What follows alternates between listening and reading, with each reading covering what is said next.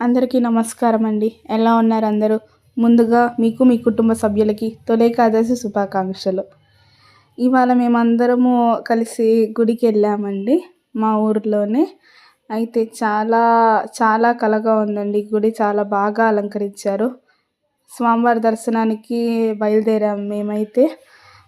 దేవుణ్ణి చూడడానికి అసలు 2 కళ్ళు చాలలేదు. వారు లోపలికి కెమెరానైతే అలో చేయలేదండి. అందుకనే మేము ఇక్కడ వరకే వీడియో షూట్ చేసాము. ప్రసాదం చాలా బాగుంది. ఇంకా అలా మొత్తం అంతా చుట్టుపక్కల ఉన్న దేవాలయాలను కూడా విజిట్ చేసాము మేము.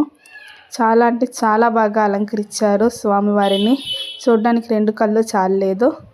అలానే చూస్తూ ఉండిపోవాలనిపించింది.